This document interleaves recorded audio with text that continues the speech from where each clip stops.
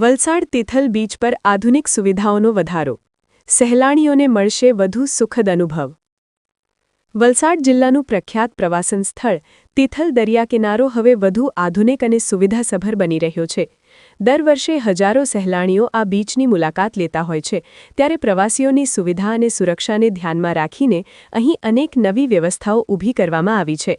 તિથલ દરિયાકિનારે હવે પવનચક્કી દ્વારા લાઇટની સુવિધા ઉપલબ્ધ કરવામાં આવી છે, જે પર્યાવરણને અનુરૂપ અને ઊર્જા બચત માટે મહત્વપૂર્ણ સાબિત થશે. સાથે સાથે સુરક્ષાને વધુ મજબૂત બનાવવા માટે સીસીટીવી કેમેરા લગાવવામાં આવ્યા છે, જેથી દરિયાકિનારે થતા દરેક હલચલ પર નજર રાખી શકાય. આ ઉપરાંત સહેલાણીઓ સુધી જરૂરી સૂચનાઓ સરળતાથી પહોંચી શકે તે માટે લાઉડસ્પીકર સિસ્ટમ પણ સ્થાપિત કરવામાં આવી છે. આ તમામ કામગીરી વલસાડ જિલ્લા પંચાયતના ખર્ચે કરવામાં આવી હોવાનું જાણવા મળ્યું છે.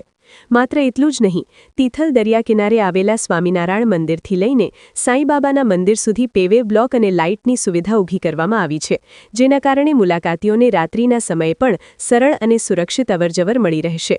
આ નવી સુવિધાઓના કારણે તિથલ બીચ પર આવનાર સહેલાણીઓને હવે વધુ આરામદાયક અને સુરક્ષિત અનુભવ મળશે, તેમજ વલસાડનું આ પર્યટન સ્થળ વધુ આકર્ષક બનશે તેવી આશા વ્યક્ત કરવામાં આવી રહી છે. હાલ